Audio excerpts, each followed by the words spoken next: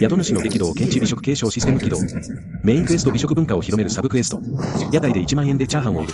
任務報酬50万円食材と調理器具は準備完了。調理技術を継承。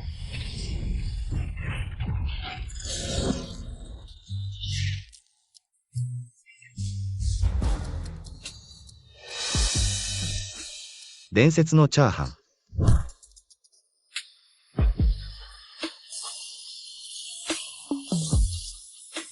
わあ、未だかつてない継承美食。なんと天音で売れたこれは本当なのか嘘なのか。道徳の崩壊か人間性の歪みか俺は労働。今日は大枚1万円。みんなまだ買えないのかワンクリックで3連。OK料理人を装うとこんなに儲かる。今から屋台出しても間に合うかな。考えすぎだよ、これは労働だ。ネットで有名な店舗探訪、偽物暴露の OV こいつは終わった。金を騙すならまず元手をかけろ詐欺の。最も重要なことは何かそれは暴露だ。せめて体裁を整えろよ桜を雇って何度か騒ぎを起こせ。それならまだ信じるふん小さな屋台で1万円。来た。エネルギーの自身、今時の猫も杓子も料理人を自称する。ふざけるなそんなに多くの継承美食があるなら。竜をお二人に食べない。いい考えだインドの手法を参考に。精米を原料にこの香りはすごいこれは継承美食アワビの煮込み。違うまだあるキノコの煮込みの爽やかな香り。これは一体何のスープだ？ 18 種類の食材天下第一のスープ仏と美称。天下第一のスープまさか最高級のスープ類継承美食。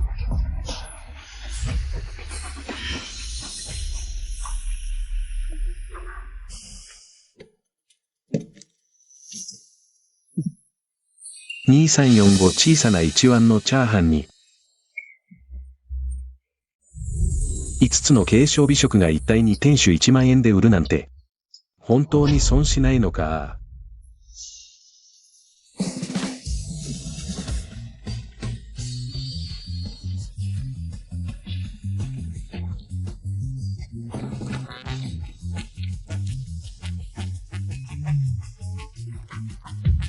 あははは龍谷料理界は救われたわははは。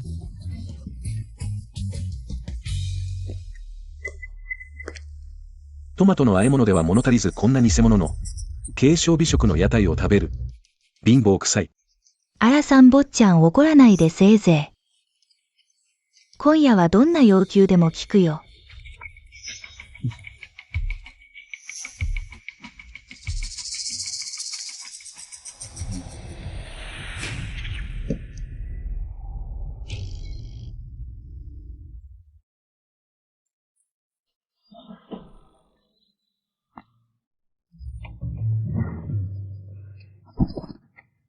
20年以上料理人をやってきて今初めて伝統美食の美味しさを知った師匠弟子入りさせてください。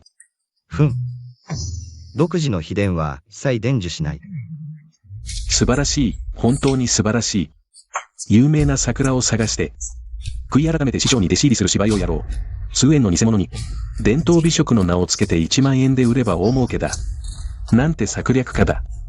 我が3グループはトマトの冷製料理を持つ本物の料理世家だ。お前らと同列にされるのは恥だ。なんと全部仕組まれていたのか。道理で美味しくてお椀まで舐めちゃうわけだ。参加のトマト冷製料理を食べたことがある。10万円もした。ほんの少しの量だったけど本当に美味しかった。サンボちゃん自らが偽物アワビに来たんだから間違いない。参ったな、身近に。トマト冷製料理を食べられる隠れた大物がいたなんて。お願い、かばって。料理世家としてチャーハンは偽物と鑑定し完全に追放する。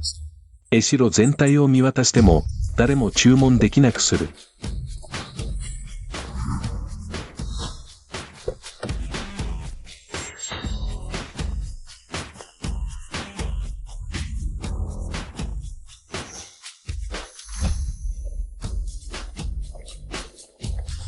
すみません、ちょっと通してください。店主さん、チャーハン一つください。アリペイで10万元入れ金しました。すごい。あれは MA パパじゃないか。なんで屋台に？うわ、10万元だよ。ライブ見てたらわかった。このチャーハン絶対うまい。もう一つ。いや、10個くれ。めちゃうまい。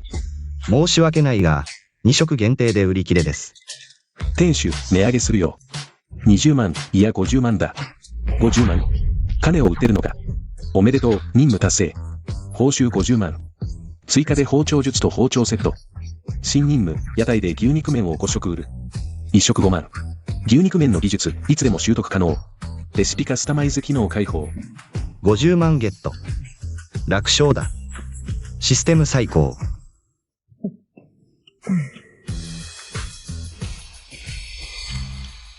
そうだよな。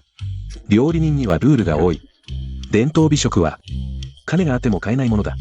店主、次回出店したら教えてね。これは手付金。我が MA キアオヤンが与えたものは捨ててもいい。だが返すな。MA 坊ちゃん、その車現金に変えられませんか？ははは。B アに料理人おめでとう。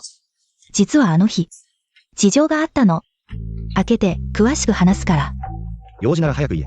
あら、夜遅いから女の子一人で帰るの。危ないじゃない。300メートル先、バス停まで急げば。終電に間に合うぞ。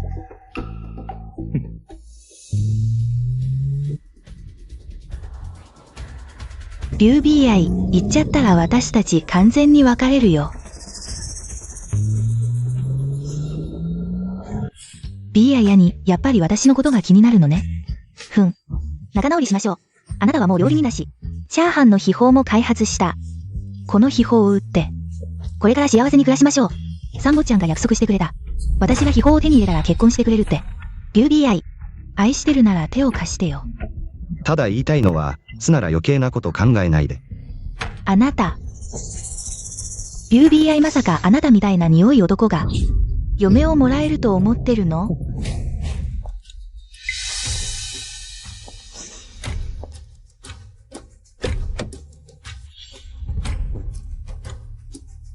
あらダーリン。外のブス女うるさいわ。家に帰りましょう。うん。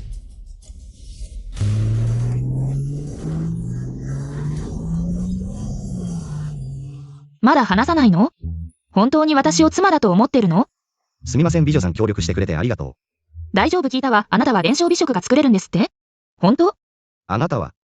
私は龍谷美食協会の会長です。リュービングビング。すぐに食審大会が開催されます。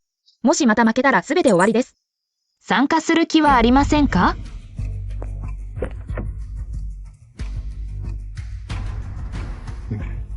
すみませんリュービングビングさん。私できることも少ないし本当に役に立てなくて。これから別の場所で出店するので先に帰ってください。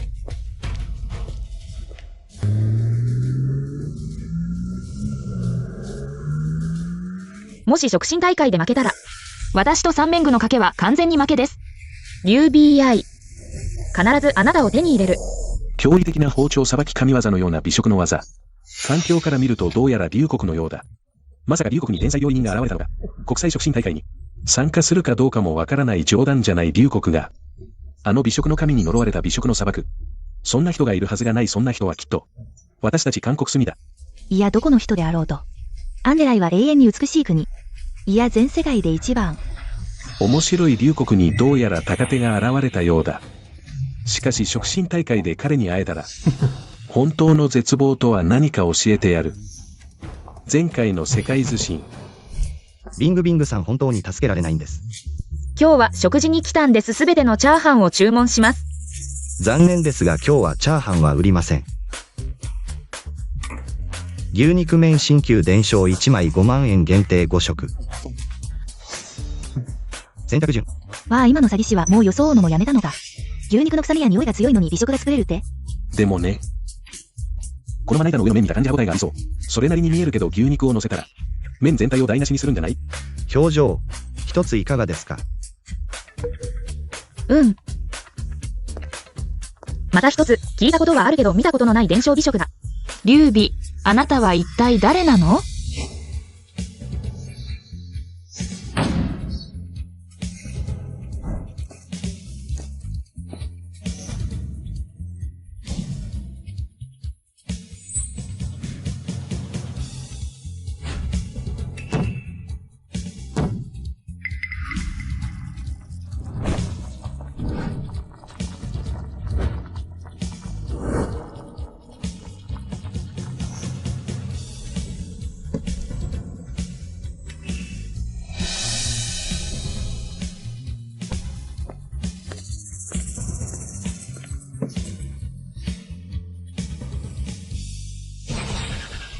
みんな退け。ここは合流中がしてるのか。露店は挟んで。さあ、露店をひっくり返せ。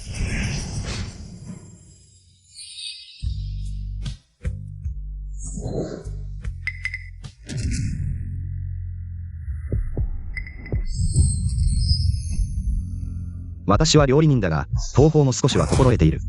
まだ続ける必要がある。いやいや。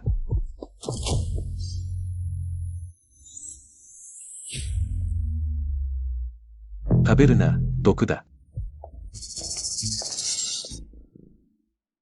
お前が劉備か、大胆な奴だな。偽りの香りを作るために、売っている食べ物に、致死性の強い香料を添加したんだな。うわ、まさか香料を使っていたとは。通りでこんなに香ばしいと思った。さっき一番食べようかと思ったよ。でなければ、牛肉なんてまずいものが、こんなに美味しく作れるわけがない。臭い口だな。私の出来たての牛肉麺まで香ばしくなくなった。うちの孫様は、伝承美食を掌握している。名画の御曹司、今度の促進大会のシード選手。さらに龍谷美食会の未来だ。そしてお前は、虚偽ばかりのゴミ露店商人に過ぎない。こんなシード選手がいるから、わかるよ。なぜ龍谷美食会が連戦連敗なのか。世界中で頭が上がらない。ただ思うんだ。龍谷美食会の未来は真っ暗だ。しかし。幸い、私が言う。いい加減にしろ、無駄なことを言うな、香料を使ったのは事実だ。言い逃れするな、露店をひっくり返せ。誰がやると言うんだ。会長。どうして図踊りじしいのかと思ったら、協会会長に取り入っていたのか。氷さん。私たちの賭けは必ず負けると分かっている。だから藁にもすがる思いで、臭い露天商人を、大会に参加させたんだな。誰かを狙っているわけじゃない。ただ言いたい。江代の料理人はみんなゴミだ。うわ、こいつ勇気あるな。当然だ。美女の金持ちが目の前にいる。私の方がうまく吹けるよ。ははははは。それなら明日、図心大会で会おう。怖くて来られなくなるなよ。劉備、話がある。つまり、明日は豆腐を食材として使って、大会で賞を取らなければならない。そう、もともとは豆腐スープで出場するつもりだった。残念ながら秘伝のレシピが内通者に盗まれ、孫家に売られた。だから、あなたに助けを求めるしかなかった。どうしたの？大丈夫。ごめん、無理を言ってしまって。いや、豆腐で作れる料理が多すぎて。何を選べばいいかわからなくて。慰めてくれてるの？違う。劉会長、私の牛肉麺を全部買ってくれたら、私が美食協会の代わりに出場する。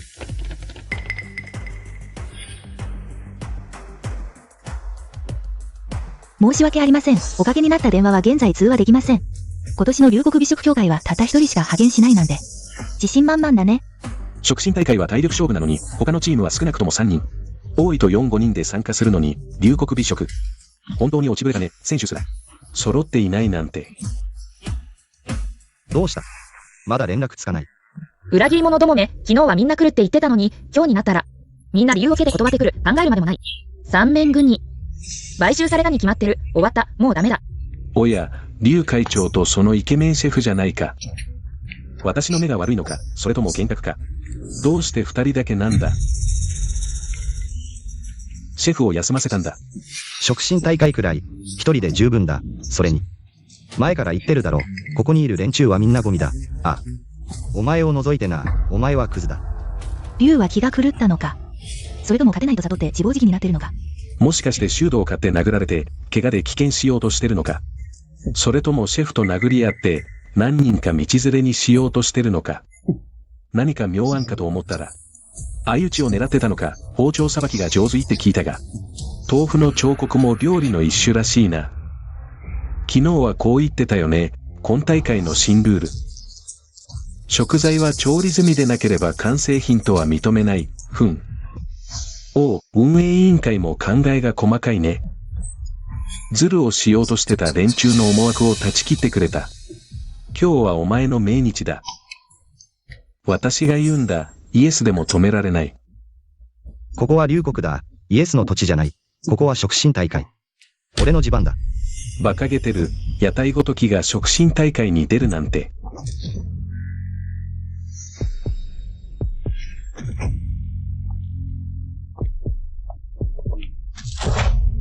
お前が劉備か。触診大会に潜り込んだ屋台野郎、チャンスをやる。自分で出ていけ、保安に手を出させるな。バージーさん。黙れ、劉。老劉が死んでから、お前はますます調子に乗ってる。羽が生えたら、私が決めた縁談まで断るなんて。BA ロー、今まで尊敬してたのに、今は。秘伝のレシピ保者に三年具と結婚させようとするなんて。この畜生。目上の者への礼儀も知らないのか。今日こそお前を。老いぼれ犬が吠えてる。疲れない。ごめん、犬を侮辱するべきじゃなかった。犬は人間の友達だもの。よしよし、リュウビングビング。お前を守るいい犬を見つけたな。口が達者なガキ、今日こそ本物の料理を見せてやる。何が本物のグルメか。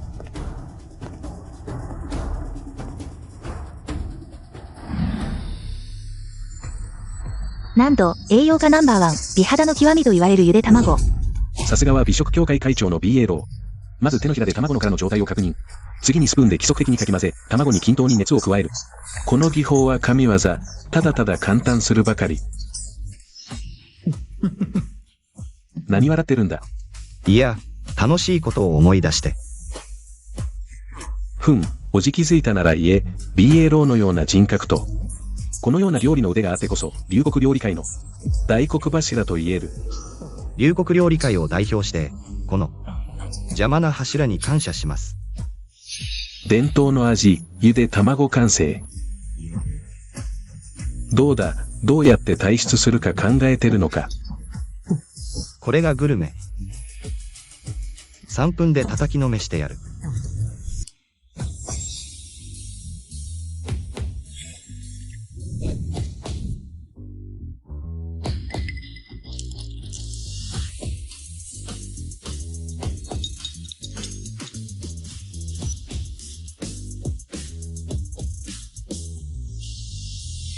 まさか。これが噂の。そう、これが茶碗蒸し。たかが茶碗蒸し、私のゆで卵と。大差ない。何してるんだ、せっかくの茶碗蒸しを台無しに。まさかこの真っ黒なもので色付けするつもり？茶碗蒸しの色はもともと淡いけど、黒い水で色を調整するなんてありえない。せっかくの茶碗蒸しが台無しだ。真っ黒で食欲ゼロ、残念。もともとの茶碗蒸しなら、BA ローのゆで卵と、互角に戦えたのに、やはり我は置いたるがつらし。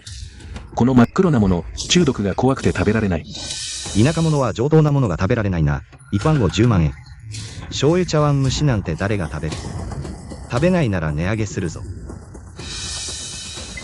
100万円。試してみる人は。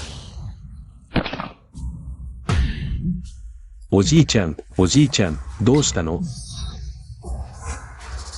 これは偶然。明らかに栄養失調だ。トマトばかり食べてたら体に良くないよ。来い、おじいさん、美味しいものを食べてくれ。お前、私の祖父に何をしたんだ？殺すぞ。毒素だろう、すぐに吐かせろ。まだ助かるかもしれない。捕まえろ。目が節穴の連中だ。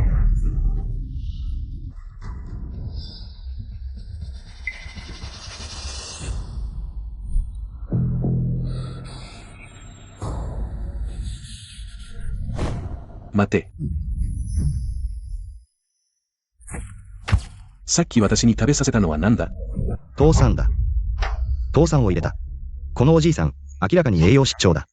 だから、食事で補った。これが龍国料理の至高の境地。薬膳だ。何？私は何年も料理人をやってきたが、初めてした料理で病気が治せるなんて。本当に目から鱗だよ。なるほど、一品100万円もするわけだ。私も体験してみたい。若返りの味を。薬膳は症状に合わせて作る必要がある。さっきのは特別な例だ。本当の意味での若返りではない。私は三代庵、三家の当主だ。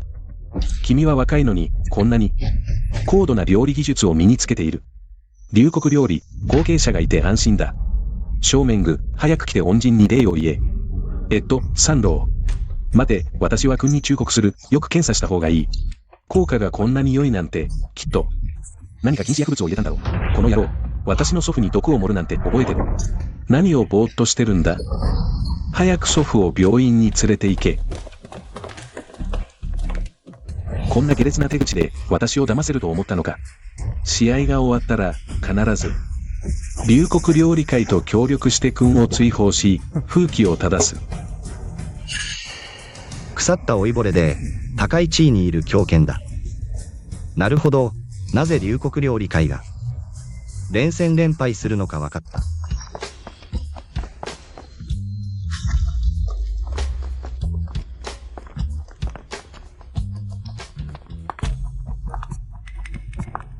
劉備愛くんのチームメイトは一人で触診大会に勝つつもりか？一人でもチームになれる。チームメイトは必要ない。試合については私が勝ちたいと思えば必ず勝つ。自慢話なら誰でもできる。リュービングビングさんは君に大きな期待を寄せている。賭けによれば君が負けたら彼女のすべては三章じじいのものになる。もちろん彼女自身も。君は少しも心配しないのか？だから私が君を助けられる。シェフは無理だがアシスタントとしてそれなりの才能はある。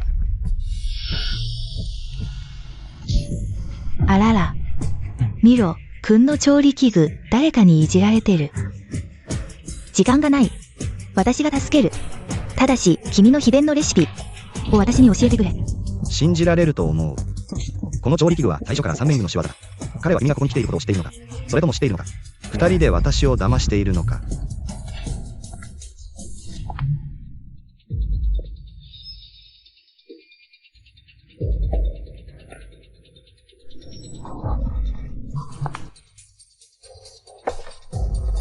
失敗した。いや、とても成功だ。よし、今度こそ彼をどうやって殺すか見せてやる。あのリュービングビングも。彼女が賭けに負けたらどうなるか見てろ。過断な殺戮、さすがは私の孫だ。前にあなたは若様に謝らせた。母は時間稼ぎに過ぎない。行って密かに正面具を助けてやれ。私の孫に逆らった者は皆死ぬ。彼が死んだら薬膳のレシピは自然と産家のものになる。ご当主はお見事です。副作用なしで若返るなんて。こんな秘伝のレシピは産家のものにしかならない。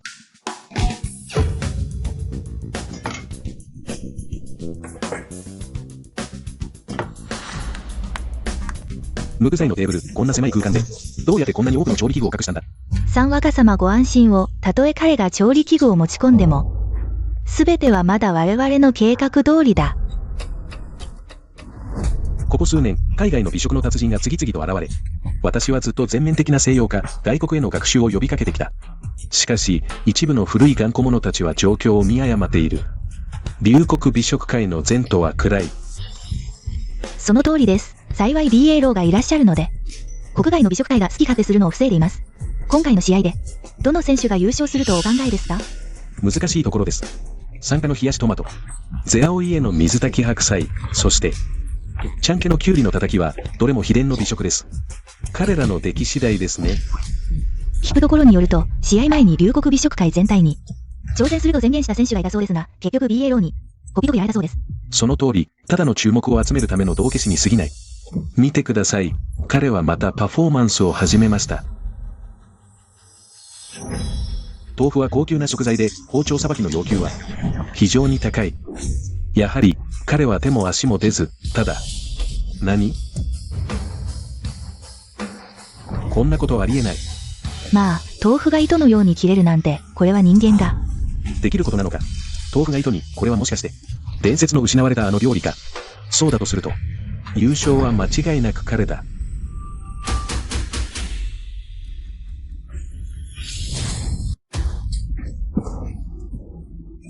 こんなに辛い匂い、彼は一体何を作るつもりだ？豆腐が糸に。これは伝説の分子豆腐の作り方ではないか。分子豆腐にこんなに辛い調味料はないよ。豆腐のような繊細で滑らかな食材に極上の唐辛子を使うなんて愚かだ。目が覚めるような驚きだな。ははは、三面具、きっとお前の仕業だな、BA ロー。うちの調味料がすり替えられた。再選を申請する。リュウビングビング、言葉に気をつけろ。証拠があるのか。老流が死んでから。お前はますます成長していないな。これがお前が連れてきた人間か。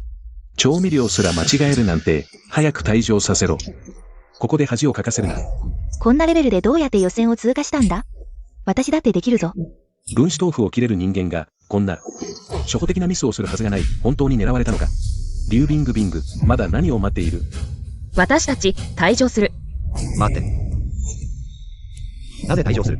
試合のルールで、調味料は交換できない。お前の調味料は、唐辛子にすり替えられた。退場するしかないだろ。まさか、豆腐と唐辛子で、料理を作ろうっていうのか？なぜできない？優秀な料理人なら、万物を料理にできる。はっはっは。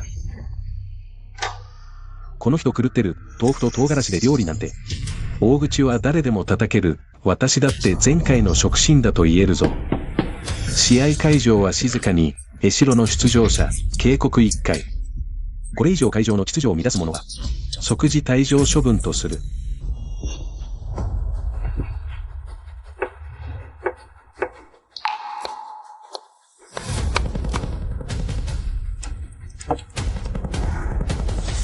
BA ロー、豆腐と唐辛子、本当に一緒に料理できるのか。なぜ、彼のやり方は様になっているように見える。塩水取りの真似だな。塩と唐辛子の味の対比を利用している。残念だが、技術が未熟で、豆腐と鶏肉の違いを考慮していない。見る必要もない。彼は間違いなく最初に脱落する。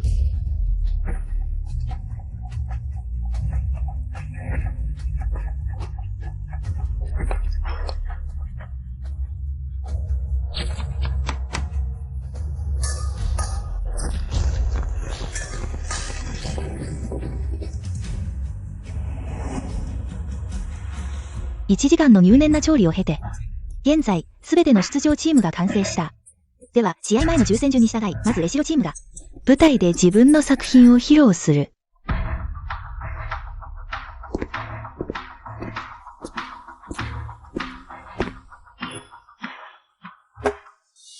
龍谷の料理は、色、香り、味、形を重視する。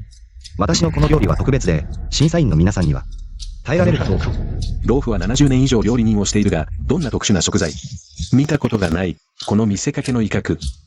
私には通用しない。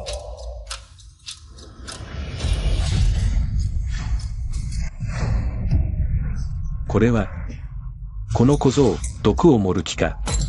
警備員。黙れ、同じことばかり言って我慢の限界だ。毒を盛るならお前だ。あなた。ご安心ください。この麻婆豆腐は、特殊な手法で辛みを凝縮させているので、蓋を開けた瞬間少しきつい香りがしますが、この刺激は体に害はなくむしろ、意外な効果があります。いや、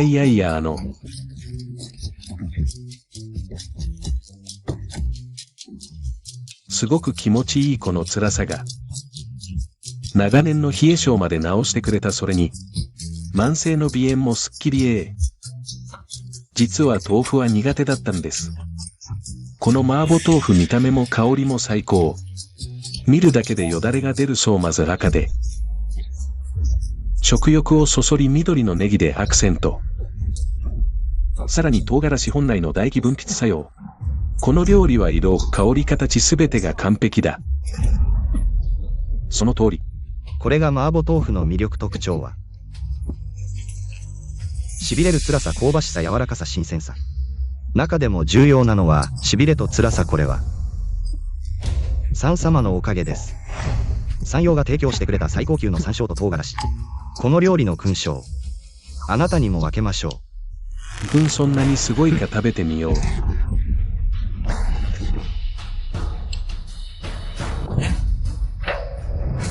あなたには無理。バカ者、私を誰だと思っている身分を知ってるのか。知ってる。あなたは美食協会の名誉あるお茶目さん。違う。名誉会長様でしょう。だがこれは食審コンテスト。麻婆豆腐は少ししかない審査員がまだです。あなたの番ではない。BA ローあなたは特別ゲスト審査は、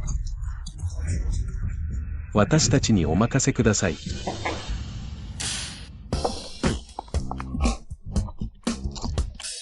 わあ豆腐の柔らかさと激辛の調和。見事に融合している神の味、まさに神の味だ。ははははは。豆腐の特性を生かし一つ一つが、出来たての温度しびれる辛さと香り。どの組み合わせも絶妙で味が途切れない。ははははは。豆腐の柔らかさが唐辛子の刺激を。和らげ肌へのダメージも気にならない。女性も安心食品の称号は、決まったようだ。意義あり他の選手の料理も評価すべき。軽率な結論は許さない。この老体の痛みを考えてくれ。君たち二人、誰か彼らにコメントしてくれ。コメントなんかするもんか。食品大会は何年も、新作が出てないんだ。行ったり来たりで同じものばかり。もう食べ飽きたよ。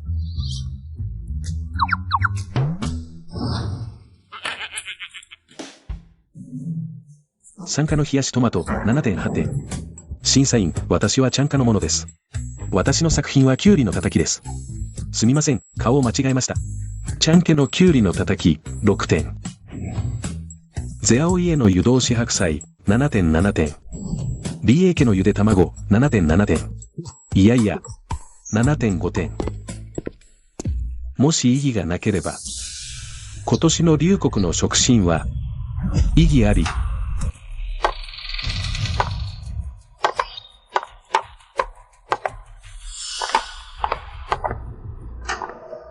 BA 君、お前、食神大会のことをなぜ知らせなかった？外国人審査員の仕事だ。一郎君、誤解だ。全部誤解だ。私たちは、あなたのスケジュールを邪魔したくなかっただけだ。これは、チキアオイラング。今年の外国人審査員、国際食神大会の規定では、龍谷には外国人審査員が1名、採点基準は30点。私たち3人の平均点だ。そして1票の拒否権がある。龍谷の試合の決定権は外国人審査員にある。だからこそ、私たち龍谷の美食会はいつも最下位なんだ。でも以前の食神大会では、これらの外国人審査員は来る気すらなかった。今日はどうしたんだ？俺が来るのが遅くなかったようだな。豆腐と唐辛子、異端の仕事だ。俺の点は参加に。冷やしトマト、とても良い。食神だ。参加の仕事だ。わかったか？参加こそ真の食神だ。リュウビングビング、この女。なんで俺と戦うんだ？リュウビアイ、この露天証明。首を洗って待ってろ。BA 君、早く。結果を発表しろ。よし、発表する。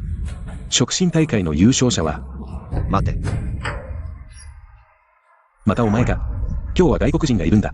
ここで騒ぐな。どけ。他人の犬とは話さない。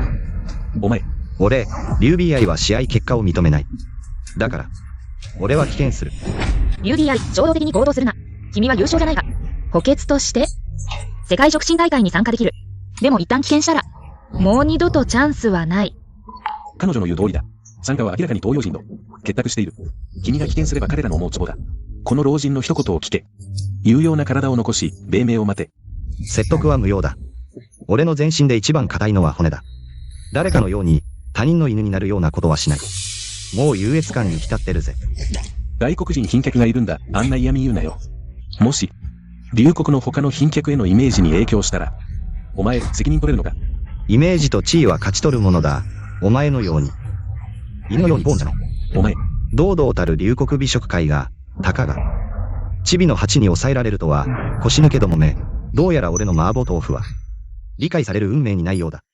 これが龍谷か、臆病者のすべてだ。俺も棄権する。ここ数回の優勝者は南衛門の指定だ。俺たち平民には全く縁がない。とっくに悟るべきだった。その通りだ。前から裏操作には不満だった。龍谷美食会は。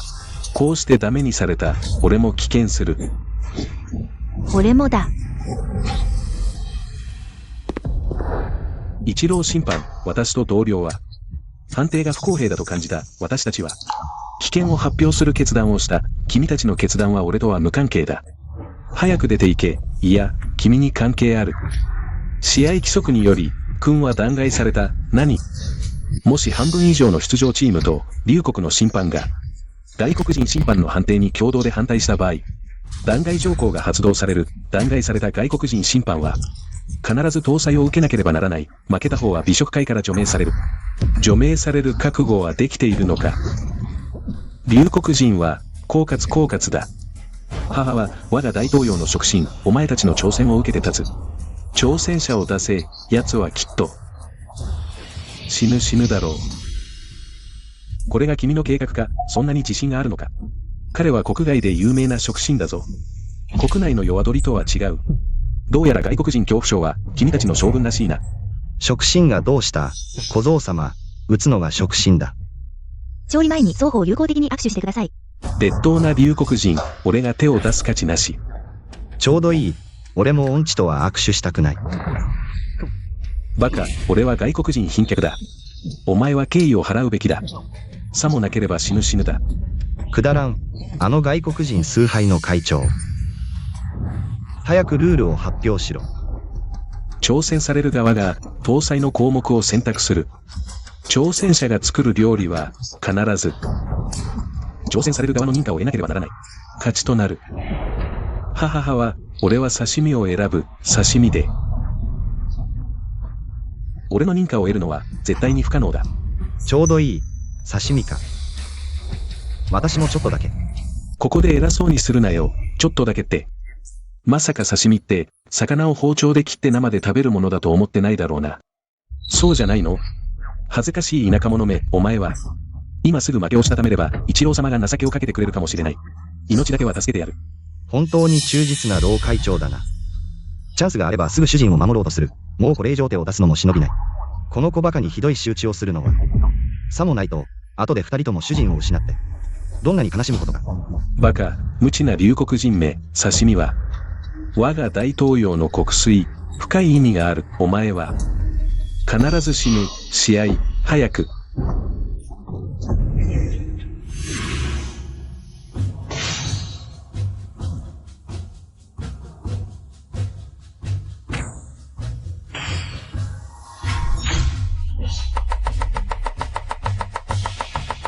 東洋国は海に囲まれ、魚と共に生きてきた小バカの刺身は、確かにレベルが高い。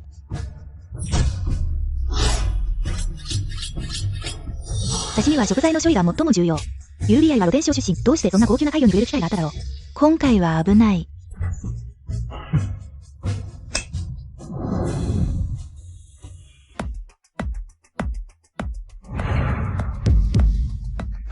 これか。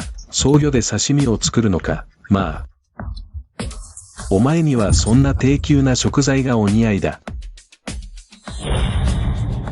見間違いじゃないだろうな。なんとフグだ。最も毒性の強い魚の一つ。まさかフグで刺身を作るつもりか。誰が食べるんだ。フグで刺身を作るなんて。いや、紙だけができる、狡猾な龍谷人。きっと魚とフグを共生させて、魚肉に少量のフグ毒を染み込ませたんだ。味覚の刺激を大幅に高める。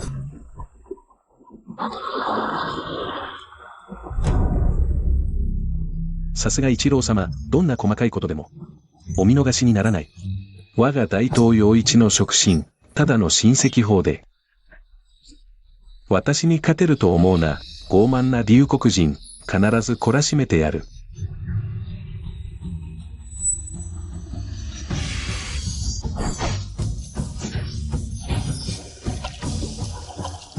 何をやってるんだ。半日もかかってまだ一枚も刺身ができてない。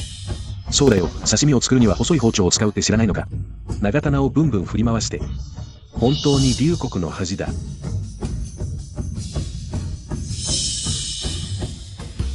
みんな見て、さっき水に投げ入れた僧侶。身が一部なくなってないか。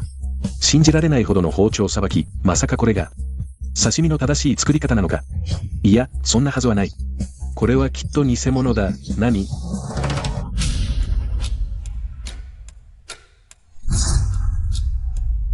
龍谷人、お前の実力を甘く見ていたことを認める。だが、親戚処理した僧侶一皿で私に勝てると思うな。夢を見ろ。焦るなよ。私の刺身は作り始めてないんだ。何？嘘をつくの仕事か。これがお前の完成品じゃないのか。いやいや、これはただの前菜。本当の作品は。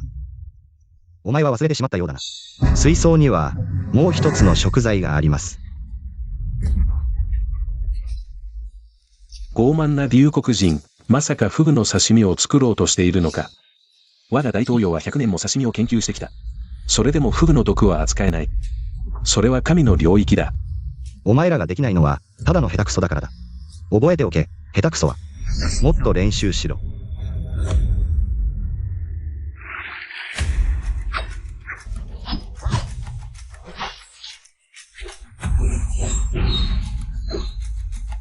本当の刺身は余計な飾り付けはいらない。食材そのものの鮮度を保つだけで十分だ。フグの刺身完成。さあ、ひざまずいて。神を迎えよ。ありえない。フグの毒をこんなに早く処理できるなんて。お前、大嘘つきだ。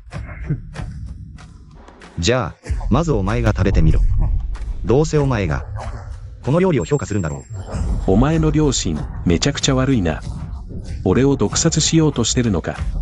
BA 君、早く試食しろ。一郎君は、彼はダメだ。こんな貴重な食材、どうして汚い犬に食わせるんだ。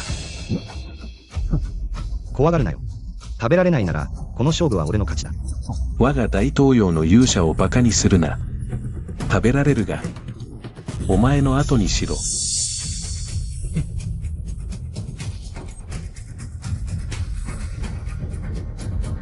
待て。彼らが試食を頼めるなら、俺たちもできる。俺が代わりに食べる。龍会長、あなた。もういい。君の実力は信じている。もし俺に何かあったら、ちゃんと線香を立ててくれ。つまり、食材が貴重すぎるから、食べすぎるなよ。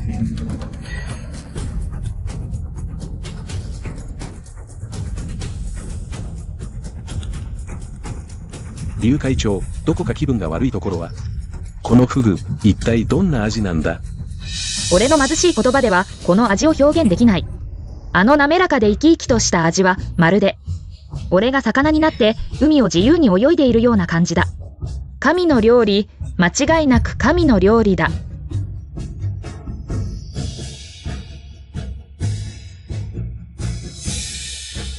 食べるな、一郎さん。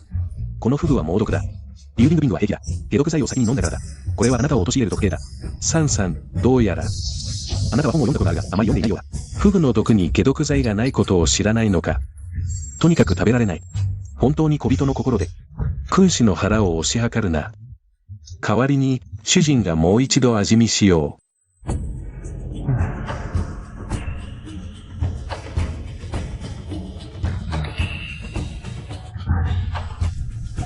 三正寺、見て、本当に死んだ。これ、やっぱり毒だ。黙れバカ。彼は演技してるんだ。おじいさん、こんな年でまだ遊び好きなんですね。若者はつまらないが、技術は確かにすごい。フグの実は柔らかくて歯ごたえがあり、口に入れると甘くて、最初は淡白で味がないが、よく味わうと甘くて幽玄な香りがする。まさに、千の王様にふさわしい。まだ決心がつかないのか。最後の一切れだぞ。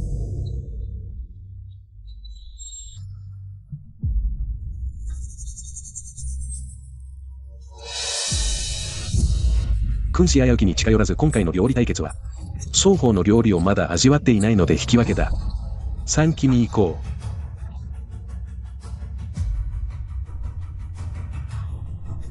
う。腰抜け。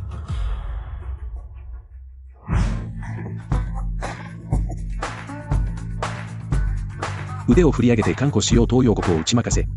龍国を救った英雄新たなる触心龍 BI。触心おめでとうございます。宿主は龍国触心の称号を獲得しました。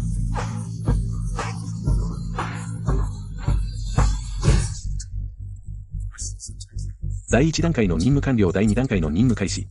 食材と調理器具の倉庫が開放されました。宿主は引き続き、龍国の美食文化を広めてください。一定の割合の人々に受け入れられれば、報酬が得られます。龍国本土でさえ自国の美食文化を受け入れられていない。前途はまだまだ遠いようだ。努力が必要だな。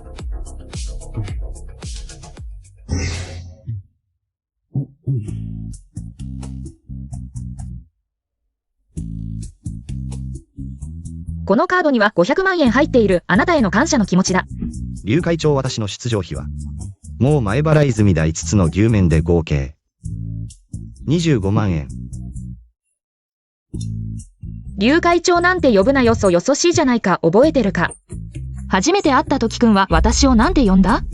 会長、大変です。三大飲食グループの人間が押し入ってきました。すぐに隠れて声を出すな。連中は悪意を持ってきている分かったか？はい。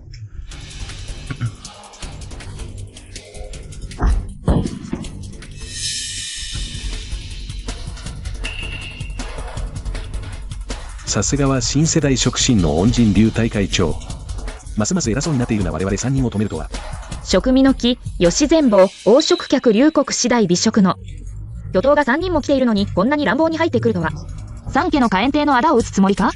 我が江代美食協会に宣戦布告する気か？誤解だ、すべて誤解だ。君たち4人。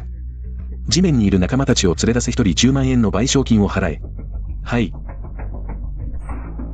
ボスちゃんの善意は感じ取った。さすがは千忠という名にふさわしい。劉会長、お世辞でも実は今日は一つ用事があって。この女と何を話しているんだ。劉ビングビングすぐにフグの刺身と、麻婆豆腐の秘伝のレシピを差し出せ。さもないと容赦しないぞ。大きな口を聞くなボス。強引に奪おうというのか？触診を全く眼中にないようだな。ボスちゃんボスゼホ。君たちも同じ考えか？我々は、いや、そうだ我々3人はすでに、話し合いを済ませている。お前の触診を出せ。まぐれで秘伝を手にした屋台の親父に過ぎない。この老子が秘伝を欲しがるのは彼を見込んでいるからだ。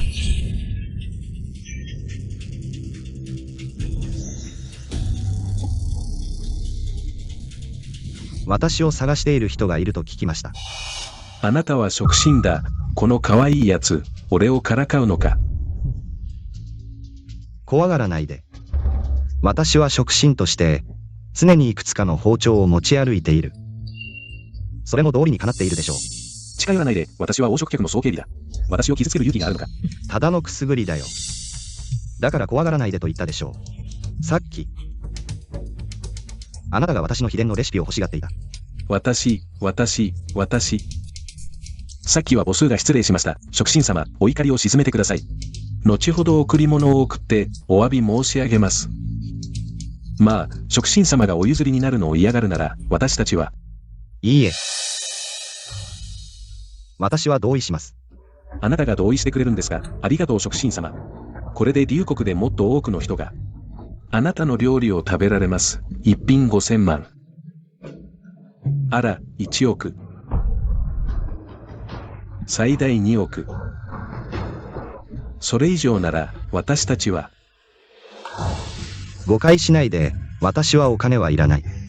ただ一つアイデアがあって、あなたたちの協力が必要なんだ。ああ、触診様は大義ですね。あなたがすでに。無料で秘伝のレシピを提供してくれるなら、私たち3家も。無粋なことはしませんよ。ご安心ください。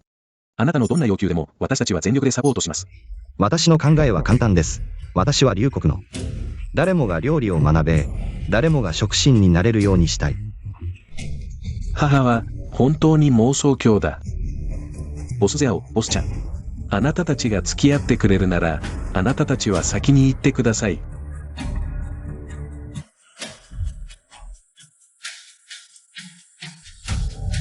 あなたの考えがどれほど途方もないか知っていますか？龍谷の誰もが料理ができるようにするなんて。簡単で学びやすく、無料の料理レシピがたくさん必要だ。調理器具と食材の価格も下げなければならない。彼らがあなたを支持しないのも当然だ。がっかりしないで、そうでなければプロセスを簡略化しましょう。まずは江代美食協会の。誰もが料理ができるようにすることから始めよう。ボス流、ご安心ください。他の人は保証できないが。でもボスちゃんは、きっと戻ってきますよ、わはは。おや、そんなに自信があるんですか？ほら。戻ってきたじゃないですか。誰だ？ボスちゃんたち3人だ。もうそれぞれ家に帰りましたが、他に何かご用でしょうか？もうありません。あなたたちも早く帰って休んでください。はい、何かありましたら、また電話してくださいね。どうやら、自信を持ちすぎた人がいるようですね。みんな帰れと言ったでしょ？劉会長、私です。長江、触診様はいらっしゃいますか？どうやら、喜びすぎた人がいるようですね。ボス長、私です。どうぞお入りください。長江、帰ると言ったじゃないか。子供と一緒に？ああ、ゼニさん、やっと。あなたより先に来れたんだから、ふざけないで。触診様。もう少し詳しく計画を聞かせていただけませんか？とても興味があります。私もです。急がなくてもいい。まだ一人足りない気がする。キーパーソンが。状況はこうです。ばあさん、私は失敗しました。あの卑しい屋台の主人は手強く、秘伝のレシピで、私たち3家を脅して働かせようとしています。順調にいかないとは思っていましたが、魚の秘伝レシピは必ず手に入れなければなりません。知っていますか？今、龍国の料理界は危機に瀕しています。海外の料理界はすでに結束し、龍国の料理界を狙っているのです。何？すべてこの忌まわしい屋台の主人のせいだ。東洋の食神を公然と侮辱し、その報いを私が受けるとは。今となっては、秘伝レシピを手に入れるしかありません。そうすれば、一郎様と海外の許しを得られるでしょう。わかりました。引き続き方法を考えます。確かに、あなたは他の二人と一緒に帰ったのですか？もちろん、私はこの目で見ました。あの二人が、怒って車で去るのを。これで安心です。若者は調子に乗りすぎて、身の程を知らない。一度に3家の飲食業界の巨頭を敵に回すとは、さらに孫家も彼を恨んでいる。つまり、彼の敵は龍国料理界全体に広がっているのです。いいでしょう。優勢はこちらにあります。ばあさん、一つ思い出しました。あの屋台の主人と、龍会長の関係は、単純ではないようです。しかし、龍会長とあなたは、言いたいことは分かっています。遠慮なくやれ。私は秘伝レシピが欲しいだけだ。龍国料理界全体のために、一人の名ぐらい犠牲にしても構わない。ばあさん、大義ですね。食神、あなたの計画は本当に素晴らしい。ははは。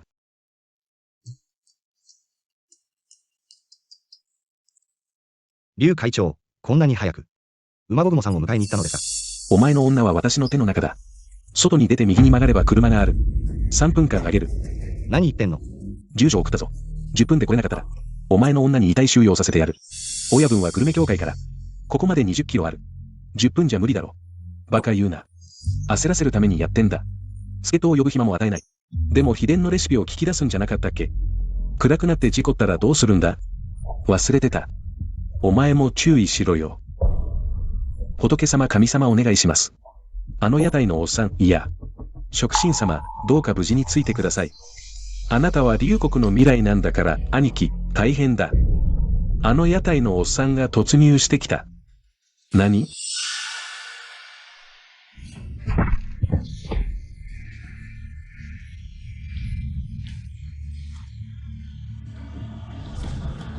結構やるじゃねえか。ぼーっとしてんじゃねえ、かかれ。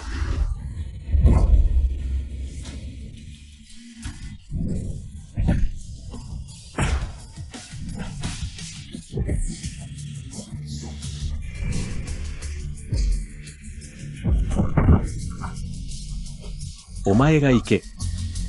行け。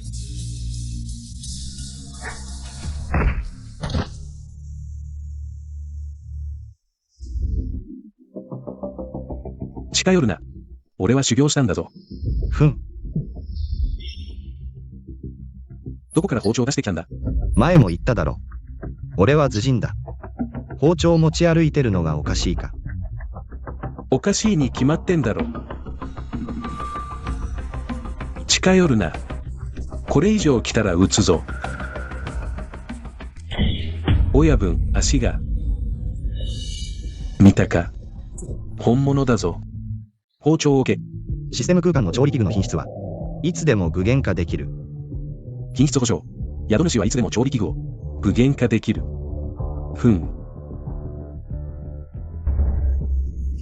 屋台のおっさん、欲しいものは分かってるだろ？出せ。待て。変な真似したら女を撃つぞ。待て。秘伝のレシピを俺の靴の上に投げろ。料理人の腕前ならできるだろ？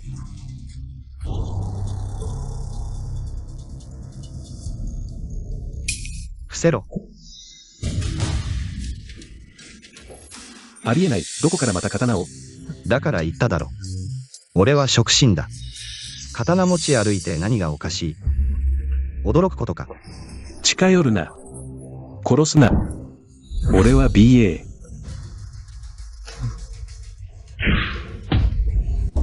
役立たずのクズめ。任務も果たせず BA 兄貴を売ろうとした。殺してやる。それでも甘いぞ。まだ一匹残ってたな。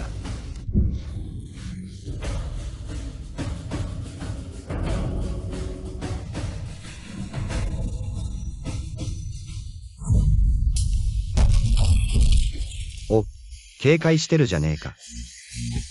ありえない。確かに胸を打ったはず。どうして死んでない？当ててみろよ。幸いシステムが警戒して事前に具現化した。フライパンで弾丸を防いだ。ただ防弾チョッキを着てただけだ。一発じゃ足りない。もう一発。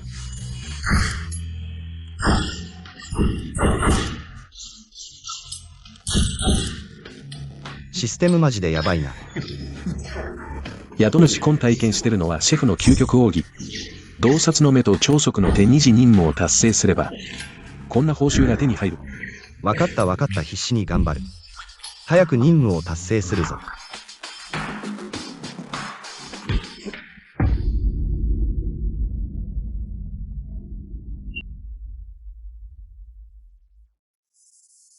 劉会長あなた。クソ武神が薬を持った劉会長。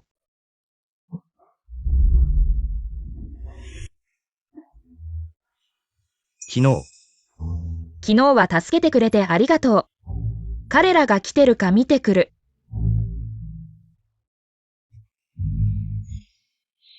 あら。おい劉社長ったら。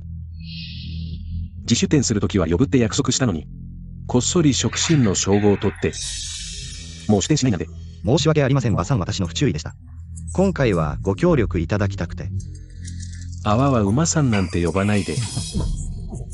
同世代だし馬兄って呼んでくれ手伝うけど。その代わり全メニュー作ってね。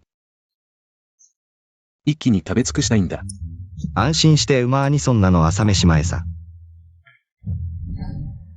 実はアイデアがあって馬系のネットワークを。テレビ局も借りたい。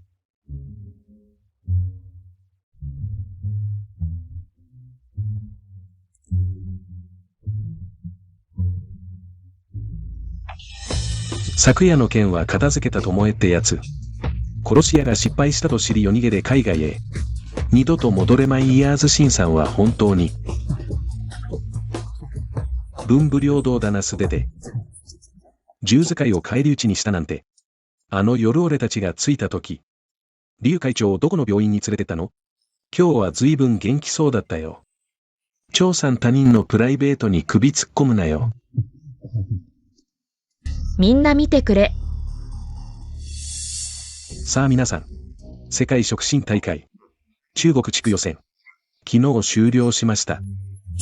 江代美食協会推薦の路上店出身の庶民派選手劉備が名だたるシェフを抑え中国触診の称号を獲得。中国代表として出場します。予選も出ずに内部推薦の屋台職人が多数の有名シェフを破るとは露骨すぎる。黒幕がないわけがない。様々な事情により私たちは新任の劉国触診にインタビューできませんでした。しかし関係者によるとこの新たな劉国触診は非常に意志が強く志が高いと言われています。そして試合後になんとみんなで料理を学ぼうというスローガンを掲げた。映える、そんな映像を見るね。劉国の美食界が連戦連敗なのも当然だ。選ばれる触診がこんなバカばかりじゃ多くの不満者が江代美食協会に抗議に行く予定です。当番組をフォロー、詳細は後ほど。黒幕も何も誰かが煽っているんだ。影でリードを取っている BA というやつじゃないか。以前からよく私をディスってた。今、ネット上では多くの扇動的な嫌味な発言がすべて触診大会に向けられている。劉国は完全に世論に飲み込まれた。すぐに釈明に出るべきか？説明しても理解されないだろう。誰が触診様を信じる？平凡な出身だが驚異的な料理の腕若くして一人で劉国美食会に挑んだ。おや、触診様はすでに対策を？ MAK。仕事を横取りされたな。願ったり叶ったりじゃないか。そう。だから次は釈明ではなく、さらに火に油を注ぐ。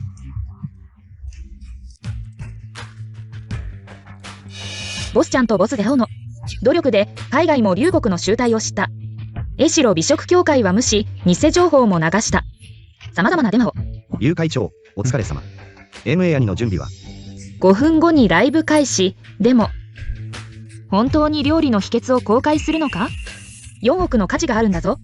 もちろん、私の計画書を見ただろう。みんなが料理を学べば、龍国から、より多くの優秀なシェフが生まれ、龍国美食界は、世界の頂点に立つ。みんな、よだれを吹いて言わなくても。自分がイケてるのはわかってる。写真や住所を書き込むやつは、MOD にキックさせろ。今の私は真面目で、美食にしか興味ない。色仕掛けで私を誘惑しようとしても無駄だよ。そうそう。MA パパと私の考え方は驚くほど似ている。さすがは私の生涯のアイドルだ。MA パパはそんなろくでなしを見向きもしない。お前はそんなろくでなしにも相手にされない。でも MA パパ、美食界の規律委員として、美食界の風紀を何とかしてよ。本当に恥ずかしい。そうそう。龍国世界夫妻の黒幕が海外まで伝わってる。海外で勉強してても顔が上げられない。まさかこんなことが。ちょっと調べてみる。ひどすぎる。もう我慢できない。おい。龍国の触診に連絡しろ。あさって、全プラットフォームで生放送謝罪させろ。何？無理だ。無理ならお前をどうにかする。あら。MA2 さんの演技は本当に神がかってるね。トレンドが大騒ぎになってる。1位は MA パパが激怒して美食界を粛清。2位は新食神が土下座で許しをこう。我々の計画は成功した。三面具たちの助けもあったからね。特に BA さん、海外に逃げてたのに。龍国美食界の発展を手伝ってくれた。国内で今一番期待されてるのは君の謝罪だ。こんなスキャンダル、海外も乗じてくるだろう。君の国民的食神番組は放送前から大ヒット間違いなしだ。次は私の出番だ。謝罪？何を謝るんだ？我々の番組は公平公正、彼こそが食神だ。彼はその名にふさわしい。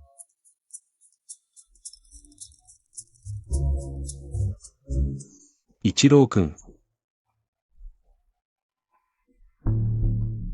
BA くん。君の計画は素晴らしい。龍国食神は今回。終わりだ、母。すべては一郎くんのおかげ。君の資金援助がなければここまでうまくいかなかった。この屋台の親父、社会的に抹殺されるのを待ってろよ。BA くん。くんは間違ってる。一郎くん、ご指導願います。なぜ龍国だけで放送するんだ？つまり、私は米国と手を組むべきだと？ヨーロッパなどの国の食神たちと、放送規制を撤廃し、世界的に彼を社会的に抹殺する。美食界から永遠に消え去らせる、母、一郎くん。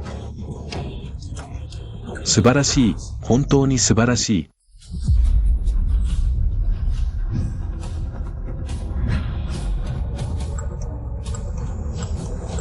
この謝罪会はあまりにも人気で入場券を手に入れるのが大変でした。今度の食神は有名になりましたが、悪い意味でね。おかしいな、海外のメディアがこんなに来ているなんて。ネットでは世界中でリアルタイム中継されています。MA キアオヤンの影響力ってこんなに大きいの？みんな笑い物を見に来てるんだよ。謝るなら謝ればいいのに。海外メディアまで入れて、これでどうなるか。世界中に恥をさらすことになったね。全くその通りだよ。わあ、MA 社長が来た。MA パパ、いや MA さん。今回の謝罪会の主催者として、観客の皆さんに何か言いたいことはありますか？一言だけ。皆さん、よく見て、よく聞いてください。きっと大きな収穫があるはずです。大きな収穫。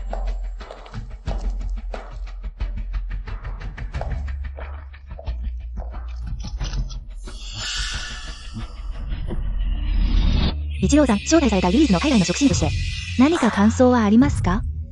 龍国に古い言葉があります。時流に乗るものが俊傑であると。MA キアオヤンさんはとても賢い方です。彼との協力を強化していきます。へえ。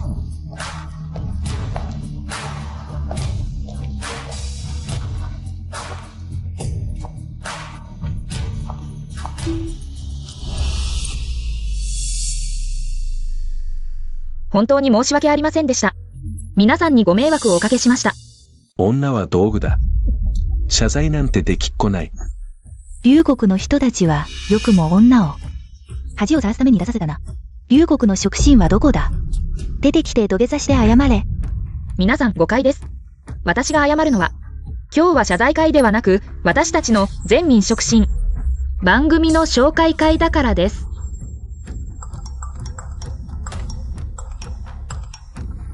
これらの料理は、麻婆豆腐、山菜と豆腐の煮込み、ピータンと豆腐の和え物、そして鍋法豆腐です。すべて私たち龍谷食品が初めて作った料理です。ありえない。豆腐は豆腐スープにしか使えない。これは、大東洋国美食会の常識だ。誰が不可能だと言った？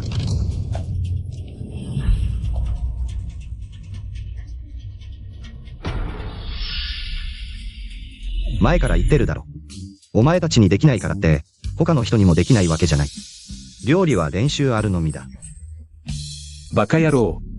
龍谷食品、またお前か。卑怯で恥知らずの龍谷食人め、お前は私たちを罠にはめた。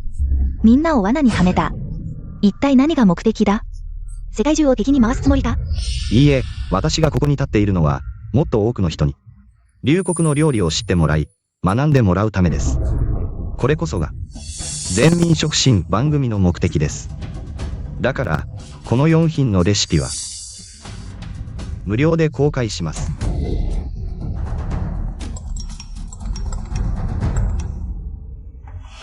寛大で気前のいい龍谷食品、世界中の人々へ。皆様のご好意に感謝いたします。皆さん異論がないようですね。じゃあ、余計な人を追い出してから、授業を始めましょう。何？俺が余計な人？そうだよ。俺は大東洋の食品、あなたたちのゲストだぞ。それに、秘伝のレシピを無料公開、全世界に生中継なのに。なぜ俺がここにいちゃいけないんだ？あなたが醜すぎて、授業の邪魔だから。ははは、お前。一郎さん、無理を言わないでください。世界中のネットユーザーが待っています。尊敬する食神様。秘伝を公開してください。まだ去らないなら、強制的に対処します。さっさと出て行け。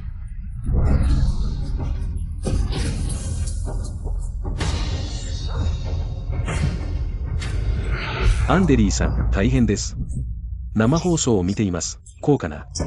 美食の秘伝レシピを送ることで以前のネガティブなイメージを覆し、全世界に知らせました。全民食品番組、龍谷の食品はただものじゃない。アンデリーさん。彼の新能力がさらに怖い。普通のシェフが夢見る美食の秘伝レシピも、彼にとっては、あっさり手に入るようだ。一国の食神になれる。天才でない者はいない。底のない者はいない。天才と天才も違う、龍谷。この美食砂漠から出てきた天才。しかし、アンデリーさん、このまま成長したら、世界食神大会が心配です。考えすぎだ。世界食神大会は、龍谷が永遠に到達できない高峰だ。でも龍谷は今日少し好調すぎる。何か答えるべきだと思う。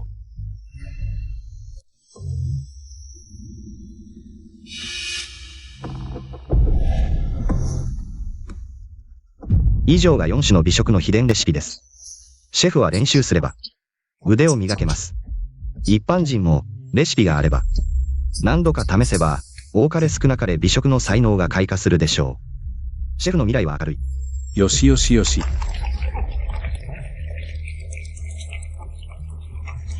食神様万歳。生きている間に、まさか、シェフになれるなんて。すぐ辞表を出す。シェフになれるなら、誰がこんな記者やりたいか。我が MA 家のすべてのテレビ局とネットプラットフォームは、全力で触診の番組を支持します。基地全貌グループを代表して、全力で触診を支持します。我が食味の木も同様に支持します。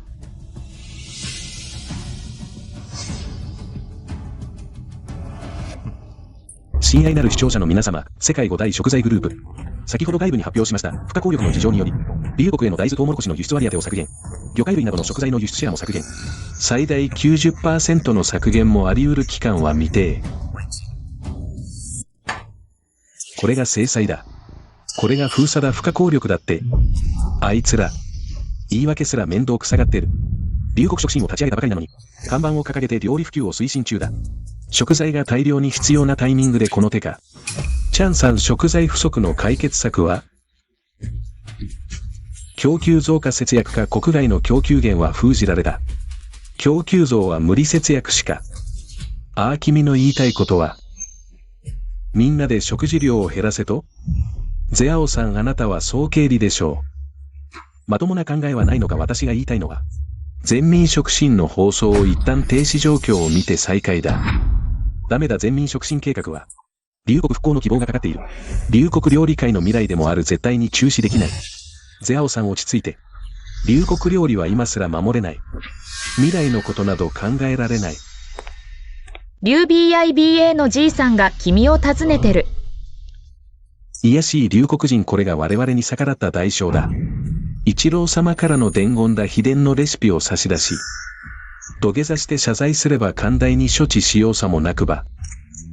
すみませんが、年寄りは骨が柔らかいが私は硬い。ひざまずけません。おいおい。リュウ BI。では我々は。皆さん心配無用です。チャンさんの指示通りにしましょう。では番組スタッフに連絡します。全民食審をテーマ。いや。宣伝を強化させろ。明日は新食材を応募する。新食材？皆んな俺を見るなよ。チャンさんの言う通り供給増か節約だ。節約できないなら供給を増やすしかない。龍谷は地大物白人材豊富。新食材なんて簡単に見つかるだろ。でも未検証の食材を誰が食べるんだ？心配するな。明日の食材はみんなを驚かせるぞ。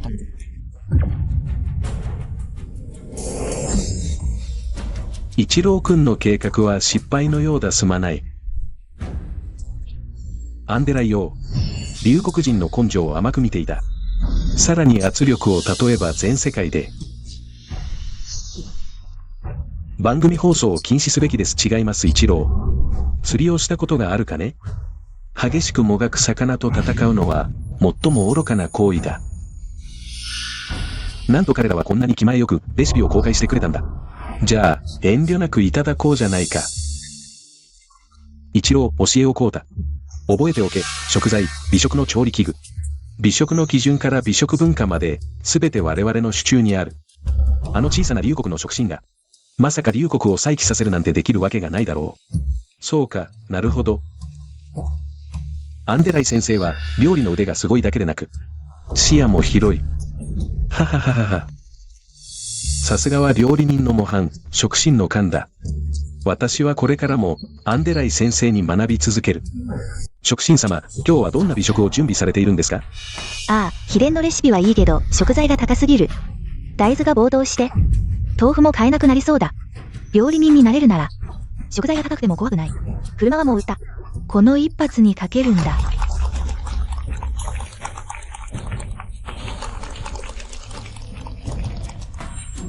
会場の皆さん、そしてネット上の友人の皆さん。全民食審という番組へのご支援、ありがとうございます。今日は秘伝のレシピの話ではなく、私が発見した、龍谷の食材について話しましょう。龍谷に新しい食材があるはずがない。ありえない。専門家も言ってる、龍谷の気候と土壌はダメだ。食品の味と栄養は食材の進歩に追いついていない。これは偽物に過ぎない。今日は私を殺しても、ビルから飛び降りさせても、龍谷の食材で作った料理を一口も食べない。笑わせる。龍谷人自身も食べないものを推薦するなんて。そうだよ。早く美食の秘伝を公開しろ。さもないとフォロー外すぞ。劉備愛、お前を触診にしたのは間違いだった。龍国人に草を食べさせようってのか。三面具この野郎、また邪魔しに来たのか。警備員はどこだ。叫ぶな劉会長、お前の警備員は。もう片付けた。どうだ、そんなに急いで追い出したいのか。俺がお前らの作業を暴くのが怖いんだろう。何が詐欺だ。ここでデタラメを言うな。デタラメだと？お前らは全民触診の看板を掲げ、秘伝を公開して人気を集め、そして食材不足を利用して地元の食材を推出し、大金を巻き上げて逃げる。デタラメだと？お前らの手段がこんなに卑怯だとは思わなかった。いくらかの草でみんなを騙す。検査報告書も買う金もないのか。触診様、検査報告書を手に入れました。データが驚きです。なんで俺を見てるんだ。遅刻してないよな。ゼアオグアング、早く早く。本当に検査報告書がある。もしかして、これは全部、仕組まれた詐欺なのか。やっぱり、天井から暗文字が降ってくるわけないよ。触診。みんなが料理を学ぶ夢って、私たちの財布の中身を狙ってるだけだよ。お前ら、バカすぎるだろ。ゼアオグアングを桜に使うなんて。役者全員揃ったし、そろそろ値段を発表するんじゃない？言えよ、いくらだ？全部買い取ってやる。山陽、太パラ。誠に20万円でございます。誠に、20万。いくらだって、一皿の草に20万も取るのか。1本20万だ。劉備愛、この恩知らずめ。山陽が親切にも食材を買ってやろうって言ってるのに、感謝もしないで詐欺までするなんて。すまんが、俺の商売は人を見てる。普通の人はタダでいい。お前ら二人には、精神的損害賠償を請求するぜ。お前らを見るだけで吐き気がするんだよ。お前。なんだよ。買えないならさっさと失せろ。ライブの邪魔するなよ。買うよ、もちろん。話をそらされそうになったぜ。ただ、買い手として、食材の基本情報くらいは知りたいよね、劉触診。もう一度、みんなに紹介してくれないか。いいよ。客の要望なら喜んで。この食材は、柔らかくて味わい深く。独特の風味で安全。栄養も豊富。龍国ではどこにでもある、独特な形をした食材で、俺はこれを、ニラと呼んでる。安全だとか栄養があるとか、お前の勝手な言い分だろ。信じられないなら、国内外の、有名な検査機関に急いで検査報告書を出してもらった。検査データなんて簡単に偽装できる。試食する人がいない限り。もちろんいいよ。ここにいる方々、どなたかやりませんか？あ、いや、ちょうどいい人選がいる。もうすぐ到着するはずだ。三面具、何が目的だ？死人を試食に使うなんて。これは珍しい。重度のアレルギー患者で、どんな食材も、毒同然だ。彼で試すのが一番だ。見てろよ、彼の反応で。食材の良し悪しがわかる。もし何も反応がなければ、その食材は間違いなく偽物だ。お前らはただの嫌がらせだ。私たちは。優秀なシェフは客を選ばない。もしお前らが、彼を試食に使うなら、異論はない。いい香りだ。卵の爽やかな香りに加えて、今まで嗅いだことのない香りがする。これがニラの香りか。一口食べてみたい。卵は大嫌いだけど、今日は何か特別だ。食べたいな。まさかニラを入れるのか。これが卵の正しい調理法だ。食欲をそそる匂いだ。ニラって本当に食材なのか。いや、患者は何の反応もない。気のせいだったか。秘伝のニラ卵完成。試食させてみて。じゃあ、君の食材がどれだけ本物か見せてもらおう。やっぱり偽物だと思った。三面具、君が連れてきた人は食物アレルギーじゃなかったのか。どうしてこんなに楽しそうに食べてるんだ。まさか君も我々の桜か。この桜、演技が下手すぎる。ありえない。彼は病気じゃなかったのか。アレルギーが出ていない。この食材は絶対偽物だ。偽物の食材を食べて何か気分が悪くないか。いいえ、体がポカポカして気分がいい。前より元気になった。何か特別な効果があるに違いない。もう一度感じてみて、もし何か異常があるなら。異常といえば、勃起が収まらないんだけど。あんたこんな年でまだ勃起？嘘だろ。これは確かに異常だ。皆さんに言い忘れてた。ニラは肝腎を温め補う。つまり精力増強効果がある。マジか。だからこの年寄りが。まだ勃起できるのか。どこで買えるんだ？いや、私の友達が欲しがってて。確か、畑のそばでこんな野菜を見かけた気がする。これは嬉しい誤算だ。後ほどニラの選び方と、ニラ卵炒めの秘伝レシピを公開します。もちろん、皆さんも、吉善坊や我が食味の木で高品質なニラを購入できます。ようこそ。龍谷は広大で資源豊富。ニラのような食材は他にもたくさんあります。水の中のレンコン、セリ、山の松茸、蜂の子など。誰かが封鎖なんてしようとしても、どうせ、無駄な考えだ。一郎。このニラ、本当に勢力増強効果があるのか。はい。アンデライをすでに試してもらいました。ニラは簡単な調理で勢力増強効果があります。もちろん、最も効果的なのは、彼の秘伝レシピです。そんなにすごいのか。では一郎、完成品を我が家に届けてくれ。自分で検証したい一郎、君はどう思う？彼が最後に言った食材、本物か偽物か。調理法は試せなかったが、検査結果から推測すると、おそらく本物の食材だ。クソ、食材封鎖が早期解除される。しかし、まだ2日も経っていない龍谷は発見した。効果が強力な新食材、5大グループは当然黙っていられない。彼らは私に連絡して封鎖を解除すると言ってきた。龍谷とニラの取引をしたいと。目先しか見えない資本家ども、本当に憎たらしい。龍谷は運がいい、危機を免れた。以前は彼らを軽視しすぎていた。誰が想像できただろう、彼がニラで局面を打開するなんて。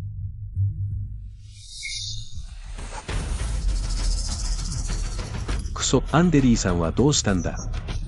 情報によると、龍谷はまた美食協会に、複数の食材を提出した。一郎、もう待てない。龍谷の食神は消えなければならない。何？彼の番組一つで、長年にわたる龍谷食材への秘伝や世論の封鎖が破られた。このままでは、龍谷美食会が巻き返すかもしれない。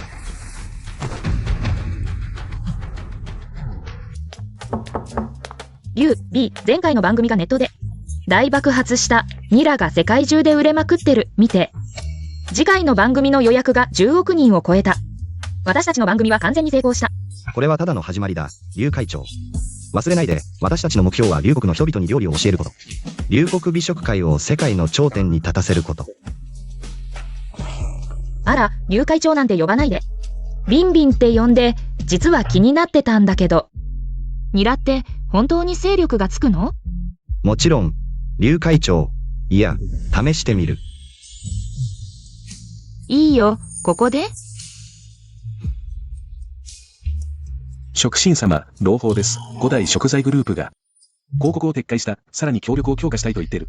ニラの供給を増やしてほしいって、ふざけるな。利益があればすぐに態度を変える連中。彼らはまた。あれ？君たち、なぜ喜んでないの？喜んでるよ、喜んでる。ボス、ジャオ。どうして一人で来たの？ボス、ジェンたちは？まあは祝賀会場に行った。チェンさんが急にお腹が痛くなって、だから、私一人で君たちを探しに来た。ボス、ジャオ。いつになったらボス、ジェンみたいに、空気が読めるようになるんだ？龍会長、何を言ってるんですか？なんでもない。ビンビンは。今すぐ行こうと言ってるだけ。彼らを任せないように。そうだそうだ。ターゲット出現、期間を配置せよ。チェンさんもひどい。トイレに行った後。待たずにすぐ行っちゃって、早く来いって。じゃあボス、ジャオ、早く行かないと？龍会長ご安心を。何しろ私も年長者の端くれですから。どうしてあなた方二人を置き去りにできましょうか？それは誠に超ボスに感謝いたします。危ない。お前どう運転してるんだ？皆警戒しろ。これは俺たちを狙った伏撃だ。死にたいのか？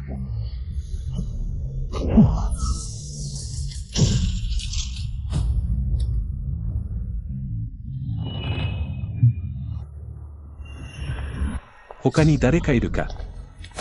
待て、救急車がなぜこんなに早く来た？第15回世界食神大会へようこそ。ただいま会場は熱狂に包まれています。まずは前回優勝者、フライドポテトの王者。偉大なる美食創造者、美食支配者。アメリカン・アンデリー氏の登場です。まさか。触診だ。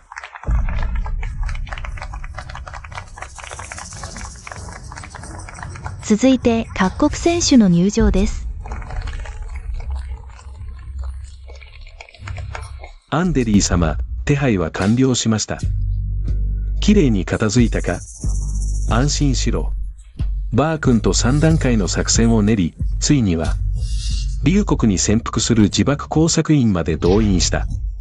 救急車ごと粉々に爆散させた、あの男が車に乗りさえすれば、絶対に生き延びられない。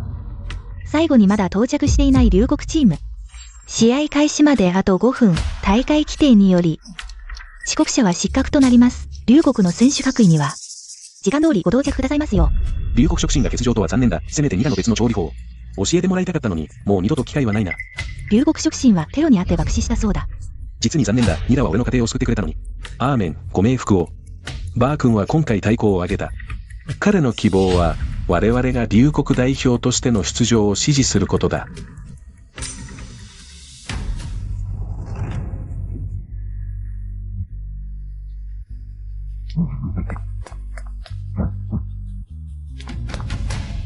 諸君、本日私は竜国代表として参加できる光栄に浴しました。厚かましい野郎め。あの方だ。全世界男性の救世主、今世紀最高の食材。ニラの派遣者、盛大な拍手でお迎えください。竜国触診竜 B。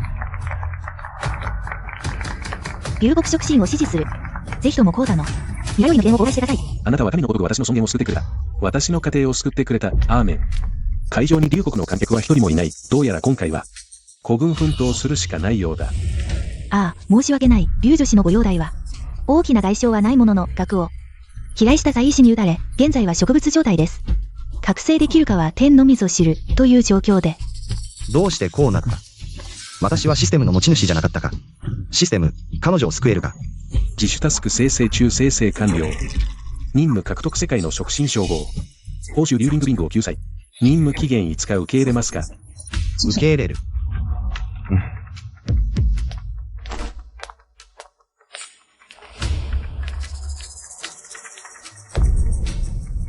世界の触診。俺に決まってるだろ。どけ。最後の選手が到着しました。では、関係者の皆さんは退場してください。試合はすぐに始まります。新ルールを発表します。各出場チームは準備完了です。以下、試合の新ルールを発表します。世界の美食発展を促進するため、世界美食協会の審議を経て決定されました。大会は従来の料理審査から調理器具、食材、秘伝のレシピ、そして美食文化の4つの分野で競うことになりました。具体的な審判は設けません。傲慢なドラゴン黒人世界の触診を妄想。夢を見てるお前らよくルールを聞けさもないと。失格だ死ぬぞ。今大会は6チームが出場します。くじ引きで任務を決定します。各くじには S から D までの5段階の難易度があり任務を達成すれば得点。失敗すれば10倍の減点マイナス点で失格最高得点者が世界の触診となります。今大会は新たに美食ポイントを導入。各チームの過去の成績から換算されます。美食ポイントは失敗時の減点相殺。任務難易度のダウングレード申請に使用可能。各チームの現在の得点は以下の通り。明らかに我々ドラゴン国を狙い撃ちしてる。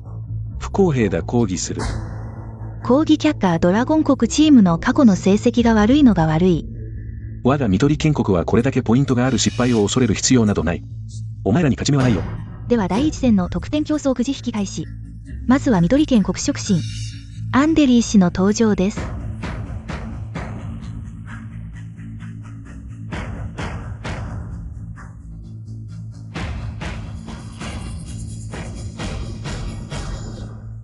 緑建国は B 級難易度を引きました。最低難易度にダウングレード。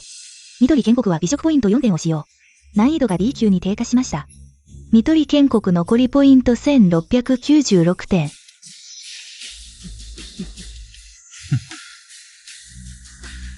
では他のチームの代表者にくじ引きをお願いします。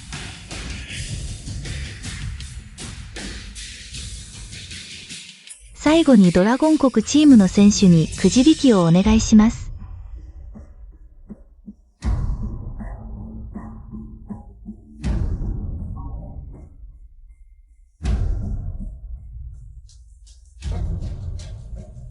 残念ながらドラゴン国チームは A 級難易度の問題を引いてしまいました。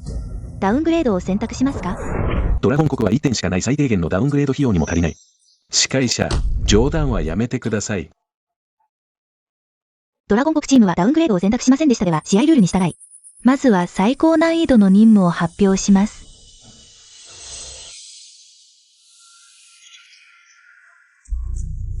龍国チームが引き当てた任務は12時間以内に錆びた包丁で豆腐に水仙の花を彫刻する。一切の欠陥があってはならない。ああ、マジかよ。この任務はマジで変態すぎる。こんな任務、神様しかできないんじゃない？龍国人、不満なら高級を選んでもいいぞ。ああ、忘れてた。お前らには高級するポイントもないんだったな。すごい。試合は最高難度の選手から開始する。では、龍国チームの選手、速やかに準備を。試合は間もなく開始です。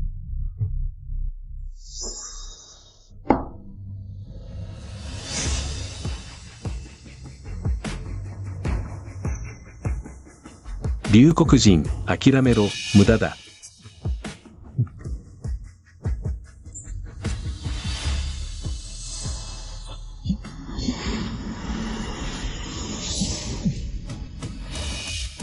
何？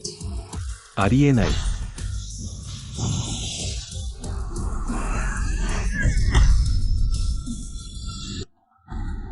この小生意気なやつ、試合の邪魔をする気だ。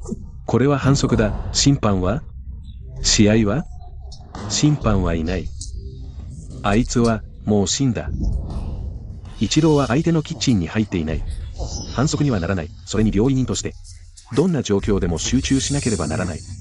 彼はまだ資格が足りないようだ。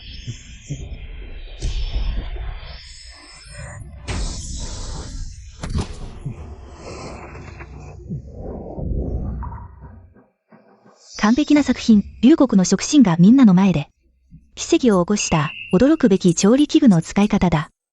妻よ、神の傑作を見に来てくれ。これは間違いなく私が今まで見た中で最も完璧な芸術品だ。美食も見ることができるのか。職人様、すごい。職人様、最高。お前ら二人、まだ影響を与えようと。職人様の力を、白チュームを見ている。ボス長。ボス戦に連絡を取ってくれ。なんとかしないと、いつか負けてしまう。第一局は勝ったじゃないか。形勢は良いはずだ。いや、我々はずっと相手のルールにはまっている。一度負けたら、完全に終わりだ。勝ちたければ、ルールから抜け出さなければならない。はい。これはお前らが無理やりだ。昨日の調理器具の試合では、龍国チーム以外、他のチームは全て難易度を下げる選択をした。各チームの得点は以下の通り。では、今日は食材の勝負を続けよう。まずは、最高得点の龍国チームの食神、登場。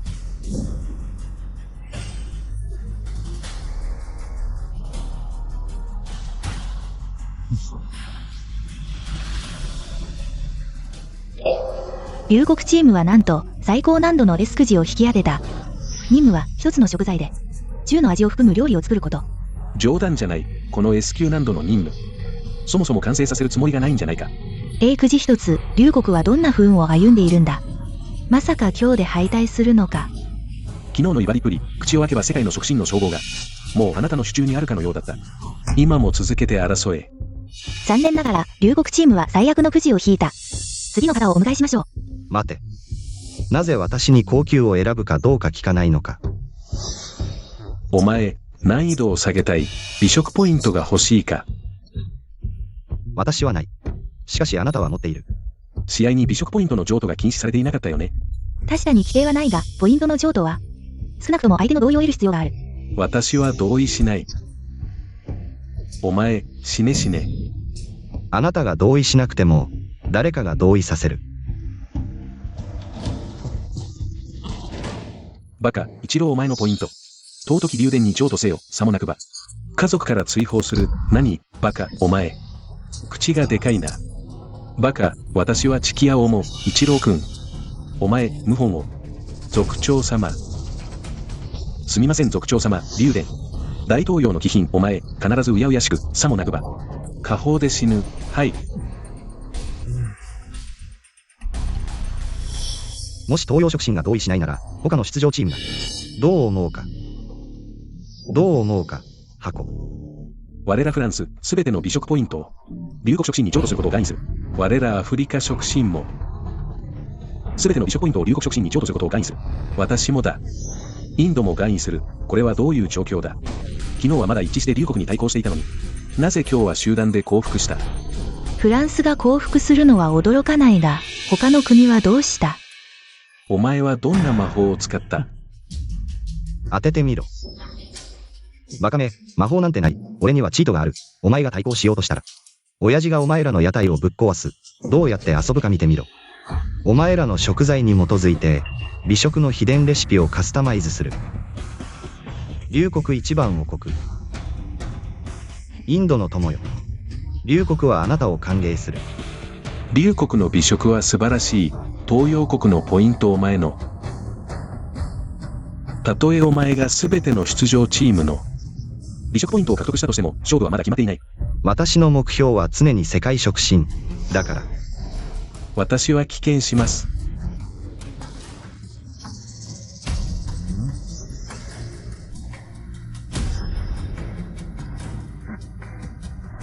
どうやって他のチームを辞退させるつもり？支配を見せつける準備か。思い出したようだな。ルール発動、死闘開始。勝負だ。すみません、アンデライさん。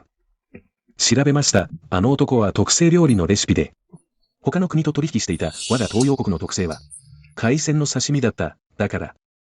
いや、私が謝るべきだ。君は彼の脅威に気づいていたのに、私は気にも留めなかった。ここまで成長させてしまった。明日、私は彼と死闘する。BA 老人は君の龍谷の友人じゃなかったか。君に願いたい。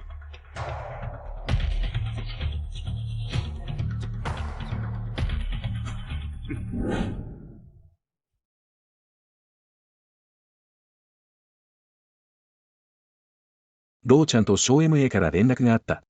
他国との調整は順調だ。君は本当に神様なのかと疑う時がある。でなければ、どうしてそんなに多くの秘伝レシピを持っている？私はただの普通人だ。ただ運が良かっただけさ。こういう謙遜が一番嫌いだ。龍会長の状況は、もしも。この不吉な口、もしもなんてない。安心して、必ず世界触診のチャンピオンを取る。彼女もきっと目を覚ます。世界触診大会の現場へようこそ。今回の試合は波乱に満ちています。ついには死闘で勝者を決めることになりました。では死闘の双方をご紹介します。アメリカの触診、アンデライさん。さあアンデライ。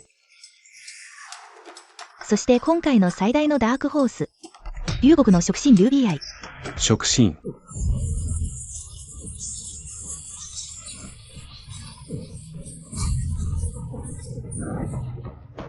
死闘のルール説明です。双方は目隠しをして同じ部屋で料理します。最後に双方は完成品の一部を取り出し隠します。お互いに食材を推測し合い、正解した方が勝者です。何？目を開けていても料理がうまくできないのに、目隠しで料理するなんて。さすが死闘だ。目隠しで失敗すれば怪我をする。最悪死に至る。観客の言う通り、死闘は、シェフの嗅覚と筋肉の記憶が試される、極めて危険なため。危険も認められています。双方の選手は準備できましたか？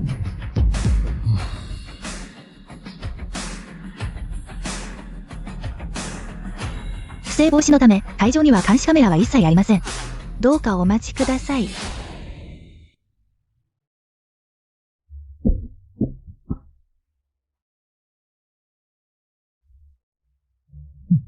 見た目ではアメリカの触診がやや劣勢です。では双方、食材の推測を始めてください。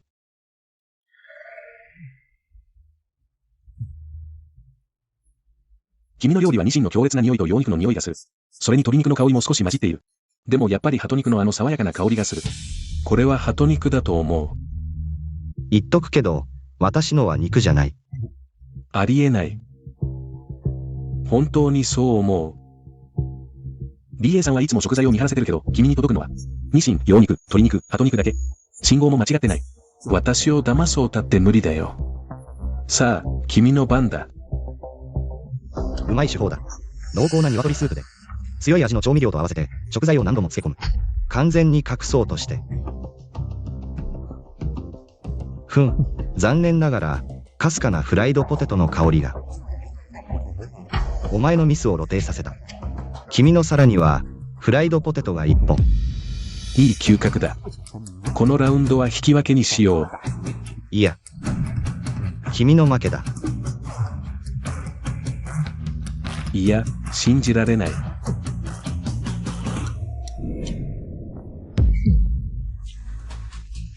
どうして肉の香りで卵の匂いを隠せるんだ。世界の食神である私にもできない。いや。なぜそんなことを。結果はもう明らかだ。視聴者の皆さん、新しい世界の食神が誕生しました。龍国から来た龍 BI です。食神。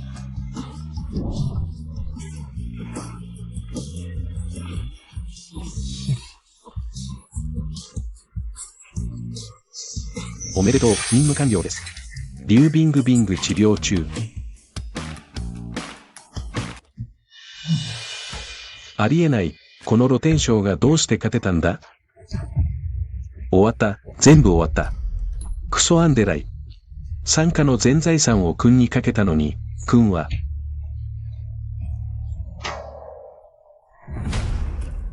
おじいちゃん。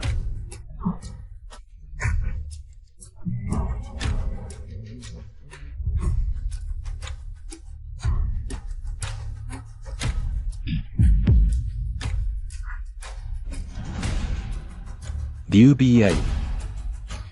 傘下。終わった。おじいちゃん。リュウ BI、殺してやる。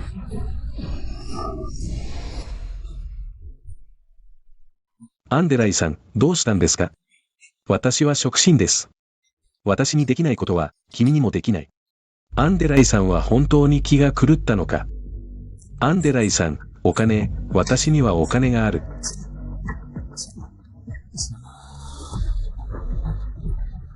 早く早く、私にお金を全部よこせ。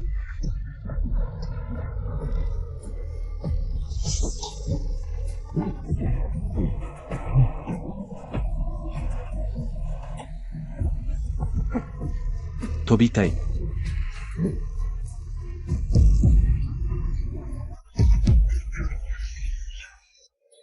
ユリア、3年に同僚されたんだ。だから彼と一緒にいただけで、本当はずっとあなたを愛してたの。もう一度受け入れてくれたら、誓うわ。何でもするから。本当に何でもできるの？本当、私を見て。今日着てるのは、あなたが一番好きだったあの服、中は。あら、あなたがまた受け入れてくれるなら、今夜、あなたに見せてあげる。鈍り、この女、そしてリュウ BI。お前たちは私の家族を破滅させた、死ね。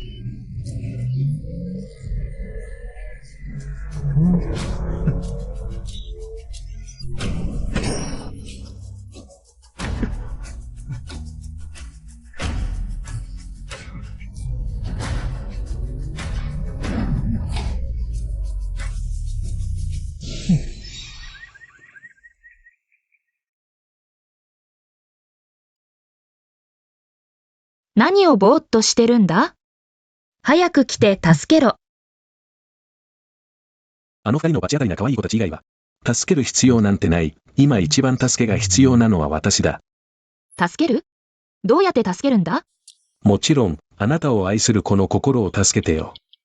言えずにいた願いがあるの。それは、龍国の美食文化が全世界に伝わることを願っている。手伝ってよ。どうやって手伝えばいいんだ？バレーボールを生んでくれ。いや、サッカーチームだ。さもないと、この料理の腕前を。誰に伝えればいいんだ？いいよ。